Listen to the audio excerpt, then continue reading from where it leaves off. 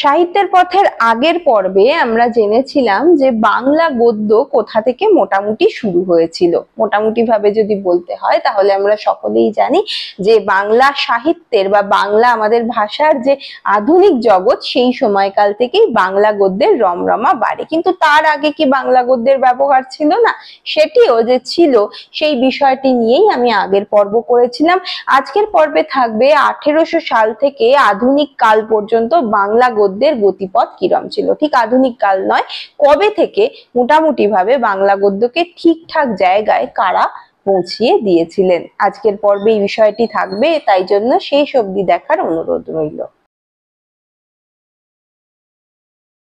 আমি আগের দিনে বলছিলাম যে বাংলা গদ্য কেন আমাদের মানে লেখার ভাষায় এসে পৌঁছাতে পারেনি। সেখানে একটি জিনিস আমি ভুলে গিয়েছিলাম, বলা উচিত ছিল, সেটি হচ্ছে মুদ্রণ যন্ত্রের অভাবের একটি কারণ ছিল, অন্যতম কারণ।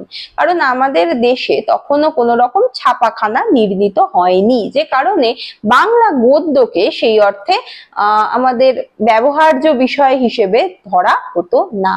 যখন 1800 সালে আমরা আগের পর্বে আমি বলেছিলাম যে পর্তুগিজ এবং ইংরেজরা মূলত আমাদের বাংলা গদ্যের যে প্রবাহ তাকে ঠিকঠাক জায়গায় ঠিকঠাক গতির মাধ্যমে প্রবাহিত করে দিয়েছিলেন, সেই তাদেরই যে নেতৃত্বে, তাদেরই নিজেদের প্রয়োজনেই মূলত শ্রীরামপুরে একটি ছাপাখানা প্রতিষ্ঠিত হয়, যেটিকে শ্রীরামপুর মিশনের তাগিদেই এই ছাপাখানা নির্মিত হয়। এবং কোথায় হয় না, ওই মিশনের মধ্যে। প্রথম ছাপাখানা যখন নির্মাণ হয় সেখানে কতগুলি দুটি বই মূলত ছাপা হয়। কি না, প্রথমটি ছিল মঙ্গল সমাচার মতিউর নামক একটি গদ্য, আরেকটি ছিল যে সম্পূর্ণ একটি গদ্য গ্রন্থ ধর্ম পুস্তক বা বাইবেলের বাংলা অনুবাদ। এরপর থেকেই বাংলা গদ্যকে মূলত আর ফিরে তাকাতে হয়নি। বাংলা গদ্য একটি নতুন জায়গায় পৌঁছে গিয়েছিল ছাপাখানার মাধ্যমে। যদিও এই ধর্মগ্রন্থ জাতীয় জিনিসগুলি তারা তাদের নিজেদেরই প্রয়োজনে তৈরি করেছিলেন, নিজেদেরই প্রয়োজনে তারা এই বাংলায় অনুবাদ করেছিলেন যাতে সাধারণ মানুষকে আরো বেশি ধর্মান্তরিত করা যায়, কিন্তু এটি পক্ষান্তরে আমাদের সাহায্যই করেছিলেন তারা। যাই হোক, এর পেছনে, এই কর্মকাণ্ডের পিছনে যারা যুক্ত ছিলেন তার মধ্যে অন্যতম যার নাম করতেই হয়, যার নাম হচ্ছে উইলিয়াম কেরি। তাছাড়া ছিলেন হচ্ছে জন টমাস এবং রামরাম বসু উইলিয়াম কেরির শিক্ষক ছিলেন, বাংলার শিক্ষক ছিলেন। এনাদের সহায়তাই কিন্তু বাংলা ভাষায় প্রথম অনুদিত বই মুদ্রিত অবস্থায় প্রকাশিত হচ্ছে। এ তো গেল শ্রীরামপুর মিশন মুদ্রণ শিল্পের সূচনার কথা। এরপরে যার দ্বারা মূলত বাংলা ভাষা একটি নিজের জায়গাকে বেশ শক্তপোক্ত করে নিয়েছিল সেটি হচ্ছে ফোর্ট উইলিয়াম কলেজ। এবার ফোর্ট উইলিয়াম কলেজ কেন তৈরি হয়েছিল এটা কিন্তু মনে রাখতেই হবে যে আমাদের সুবিধার্থে ইংরেজরা কোনো কিছুই করেনি, তারা নিজেদের চাহিদার জন্যই করেছিল। কিরকম না, ঠিক যে সময় ইস্ট ইন্ডিয়া কোম্পানি আস্তে আস্তে আমাদের দেশে গেড়ে বসছে, সেই সময় প্রচুর সিভিলিয়ান আমাদের এখানে আসতো কাজের জন্য। তারা বুঝতে পেরেছিল যে সাধারণ মানুষের সঙ্গে কমিউনিকেট করতে হলে বাংলা ভাষাকে শেখা অবশ্যম্ভাবীভাবে প্রয়োজনীয় একটি বস্তু, যে কারণে ফোর্ট উইলিয়াম কলেজ তৈরি হয়। তারা মূলত এদেশীয় শিক্ষা, এদেশীয় ভাষা, রীতিনীতি ইত্যাদি বিষয় শিক্ষা দান করত এই ইংরেজ সিভিলিয়ানদের। তাদের গড়ে তোলবার প্রয়োজনে এই বিদ্যালয়, এই কলেজ তৈরি হয়। দায়িত্ব গ্রহণ করেছিলেন লর্ড ওয়েলেসলি, এবং লর্ড ওয়েলেসলি উইলিয়াম কেরিকে এদেশে আমন্ত্রণ জানালে উইলিয়াম কেরি এখানে আসেন। এসেই তিনি শ্রীরামপুর মিশন থেকে, যেটা আমি বললাম, বাইবেলের অনুবাদ, ধর্মগ্রন্থ পুস্তিকা ইত্যাদি তিনি প্রকাশিত করেন। মিশনের নানা রকম কাজ তিনি শুরু করেন। তার সঙ্গে সঙ্গে তিনি কিন্তু ছিলেন এই ফোর্ট উইলিয়াম কলেজের প্রধান অধ্যক্ষ। তারই আন্ডারে প্রচুর বাঙালি শিক্ষক কাজ করতেন এবং তারা মূলত বাংলা গদ্য ভাষাকে সেই সময়ের সেই প্রয়োজনের তাগিদেই এক অন্য মাত্রা দান করতে পেরেছিলেন। উইলিয়াম কেরি এই কলেজে যোগ দিয়ে বুঝতে পেরেছিলেন যে পাঠ্যপুস্তক দরকার, কারণ কি দিয়ে তারা নিজেদের এই ভাষার শিক্ষাকে গ্রহণ করবে। পাঠ্যপুস্তক লেখার জন্য তিনি তখন আমন্ত্রণ জানান কাদের? মৃত্যুঞ্জয় বিদ্যালঙ্কার, তারিণী চরণ মিত্র, রামরাম বসু, চণ্ডীচরণ মুন্সী, রাজীব মুখোপাধ্যায়ের মতো বিশেষ কিছু মানুষদের। তারপর আস্তে আস্তে 12খানি পাঠ্যপুস্তক বাংলা গদ্য ভাষায় প্রকাশিত হয়। কি কি না? উইলিয়াম কেরির কথোপকথন, ইতিহাসমালা, মৃত্যুঞ্জয়ের 32 সিংহাসন, হিতোপদেশ, রামরাম বসুর রাজা প্রতাপাদিত্য চরিত্র, লিপিমালা ইত্যাদি গ্রন্থগুলি। এই প্রত্যেকটি গ্রন্থই কিন্তু আমাদের বাংলা ভাষার এক একটি আকর গ্রন্থ, যদিও সেখানে যে আজকের সাহিত্যের সঙ্গে কখনোই সেগুলিকে তুলনা করা উচিত নয়, কিন্তু শুধু গদ্য ভাষা নয়, ওইখানে বিশেষ করে উইলিয়াম কেরির যে কথোপকথন নামক বইটি, সেখানে শুধু যে বাংলা গদ্য ভাষার ব্যবহার হলো তাই নয়, তার সঙ্গে সঙ্গে বাংলা চলিত ভাষাও যে গদ্য মানে লিখিত ভাষায় জায়গায় আসতে পারে সেটিও কিন্তু উইলিয়াম কেরি করে দেখালেন। এছাড়া রামরাম বসুর কথা তো বলতেই হয়, তিনি না হলে কখনোই উইলিয়াম কেরি ওই জায়গায় পৌঁছাতে পারতেন না। কিন্তু আরো একজনের কথা বলতে হয়, তার নাম মৃত্যুঞ্জয় বিদ্যালঙ্কার। তিনি মূলত সংস্কৃতর শিক্ষক ছিলেন বলে তার যে ভাষা সেটি খানিকটা সংস্কৃত ঘেঁষা ঠিকই, কিন্তু বাংলা রীতিকেও তিনি কখনোই উপেক্ষা করতে পারেননি। তিনি বাংলা গদ্য নিয়ে প্রথম বেশ নানা রকম ভাবে পরীক্ষা নিরীক্ষা করেছিলেন। তিনি তার যে কৃতিত্ব তা হচ্ছে সংস্কৃতাশ্রয়ী কথ্য ভাষা নির্ভর তিনি যে বইগুলি রচনা করেছিলেন তাতে এই গুণ দুটি লক্ষ্য করা যায়। এরপরে মূলত এই কলেজ কে কেন্দ্র করে একটি গোষ্ঠী গড়ে ওঠে। তাদের যে বই, তাদের যে চিন্তা ভাবনা তা খানিকটা অন্যরকম ছিল। আমি আবার বলবো, মনে রাখতে হবে এটা কিন্তু ইংরেজরা নিজের সুবিধার্থে করেছিল। এখানে আমাদের মতো সাধারণ মানুষের অনুপ্রবেশ ছিল না, তারা এই সব থেকে অনেকটা দূরে অবস্থান করত। এই জায়গায় যদি থাকতো আমাদের বাংলা গদ্য, তাহলে কিন্তু কখনোই সে উন্নত হতে পারতো না। বাংলা গদ্যকে প্রথমবার উন্নত করার পিছনে যে মানুষটির অসম্ভব দক্ষতা রয়েছে তার নাম রাজা রামমোহন রায়। তিনি সমাজ সংস্কারক যেরকম ছিলেন, সেই রকমই আমাদের বাংলা গদ্য ভাষাকে এক অন্য রূপ তিনি দিতে পেরেছিলেন। হ্যাঁ, তার গদ্যর মধ্যে হয়তো ভীষণ রকমের কাঠিন্য ছিল, সেটাই স্বাভাবিক, কারণ তিনি নতুন একটি ভাষার জন্ম দিচ্ছেন।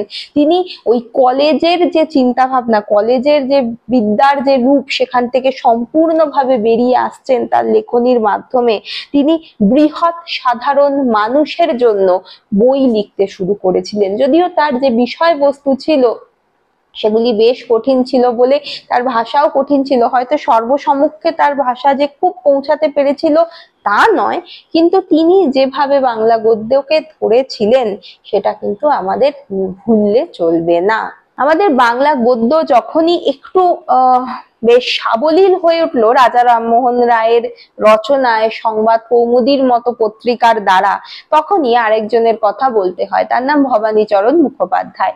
তিনি কলকাতার কমলালয় এবং নববাবু বিলাস নামে দুটি বই লেখেন, যেগুলি প্রকাশিত হচ্ছে 1823 আর 1825 সালে। এই সময়ে তিনি যে বইগুলি লিখছেন, এই জাতীয় বই কিন্তু এর আগে কখনোই লেখা হয়নি। সরস ব্যঙ্গধর্মী লেখা এর আগে আমরা কারুর হাতে পাই না।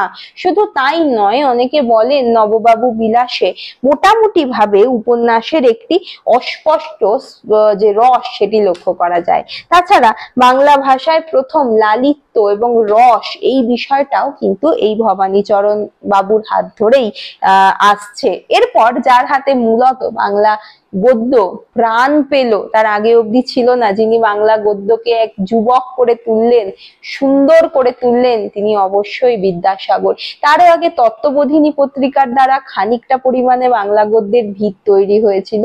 দেবেন্দ্রনাথ ঠাকুরের সঙ্গে সঙ্গে অক্ষয় কুমার দত্ত এর সঙ্গে যুক্ত ছিলেন আমরা জানি। তো বাংলা গদ্যকে সুশোভনীয় করে তোলবার লক্ষ্যে যে মানুষটি ছিলেন তিনি অবশ্যই বিদ্যাসাগর।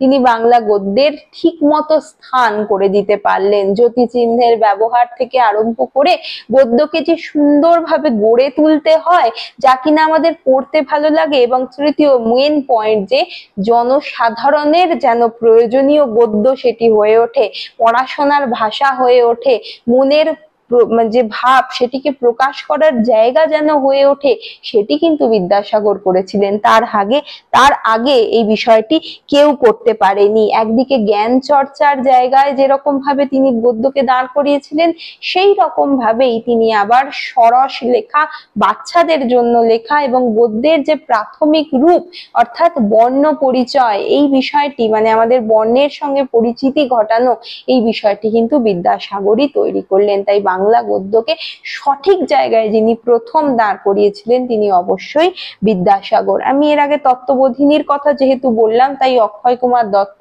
দেবেন্দ্রনাথ ঠাকুরের কথাও বলতে হয়, যদিও বিদ্যাসাগরের মতো বা অক্ষয় কুমারও খানিক বেশি, অক্ষয় কুমার ও বিদ্যাসাগরের মতো দেবেন্দ্রনাথের রচনা বিপুল নয়, কিন্তু তার একটি পরিচ্ছন্ন গদ্য শৈলী ছিল, সেটাও বাংলা গদ্যকে কিন্তু ভীষণভাবে প্রভাবিত করেছিল। তাছাড়া অক্ষয় কুমার দত্তের যে বিখ্যাত বই অর্থাৎ ভারতবর্ষীয় উপাসক সম্প্রদায়, এটি একটি গুরুত্বপূর্ণ গবেষণামূলক কাজ। মূলত বলা যেতে পারে এরকম ধরনের গবেষণা বাংলা গদ্য ভাষার ব্যবহারে আর একটিও আমরা এর আগে দেখতে পাই না। এরপরে যার কথা বলতেই হয়, যাদের কথা বলতে হয়, একদিকে প্যারীচাঁদ মিত্র, আরেকদিকে হচ্ছেন কালীপ্রসন্ন সিংহ। প্যারীচাঁদ মিত্রের আলালের ঘরে দুলাল আমাদের বাংলা সাহিত্যের যে পরবর্তী যে ভাগ অর্থাৎ উপন্যাস সাহিত্য, তার প্রথম দরজাটা খুলে দিল।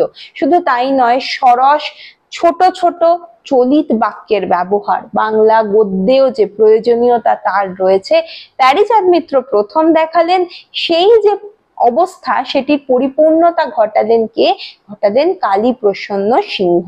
কালীপ্রসন্ন সিংহের হাতে মুখের ভাষা সাহিত্যের বাহন হতে পারে, এই বিষয়টা আমরা সব থেকে মানে সুন্দরভাবে জানতে পারলাম তার হুতম প্যাঁচার নকশার দ্বারা।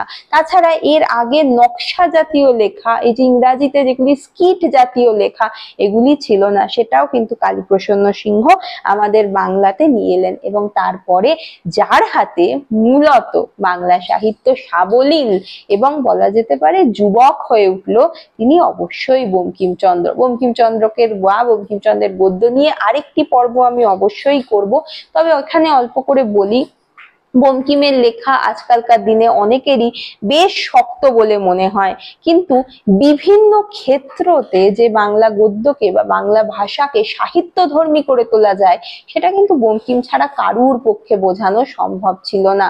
মনে রাখতে হবে, বঙ্কিম যে সময়ে দাঁড়িয়ে যে জিনিসটি লিখছেন সেটি সেই সময়ের জন্য আধুনিক, আজকের জন্য আধুনিক না হলেও। অনেকে বঙ্কিম রীতিকে বলেন বাবারে কি শক্ত, কিন্তু আসলে সেই সময় বঙ্কিমের মতো আধুনিক লেখক আর একজনও ছিলেন না। একদিকে যেমন ধর্মবৃত্তান্ত নিয়ে লিখছেন, আরেকদিকে সেরকম সিরিয়ালের মতো উপন্যাসও তিনি লিখতে পাচ্ছেন, আরেকদিকে কত জটিল তত্ত্ব কথাকে গদ্যের যে সৌন্দর্য সেখানে ফেলে কত পরিশীলিত করে তুলছেন, আর তিনি দান করছেন আমাদের বাংলা উপন্যাস, যা তার আগে কেউ করতে পারেনি। তাহলে বাংলা ভাষাকে সাবলীল করছেন বঙ্কিমচন্দ্র। তারপর থেকে সে তো প্রবাহিত হয়েই চলেছে, তার রূপ সে পরিবর্তন করেই চলেছে। তাই আজকের দিনেও এই যে বাংলা গদ্যের যে ব্যবহার, সেটি কিন্তু ক্রমাগত এগিয়ে যাচ্ছে, এর কিন্তু কোনো সীমাবদ্ধতা নেই যে এখানে শেষ হয়ে গেছে, এবং এটি চলতেই থাকবে। ভাষা তো নদীর মতো, ভাষাকে আমরা কোথাও বাঁধতে পারি না। যাই হোক, বাংলা গদ্যের শুরু থেকে শুরু করেছিলাম, আজকে শেষ করলাম বঙ্কিমচন্দ্র দিয়ে। পরবর্তী কোনো পর্বে আস্তে আস্তে এই এনাদের আলাদা আলাদা করে আলোচনা করা যেতেই পারে। যদি ইচ্ছে করে আমাকে কমেন্ট করে জানাবেন আজকের পর্ব কেমন লাগলো, সেটাও জানাবেন। ভালো লাগলে একটা লাইক করে যাবেন, আর উৎসাহিত করতে আমাকে একটু সাবস্ক্রাইব করে যাবেন। আজ এই পর্যন্তই, ধন্যবাদ।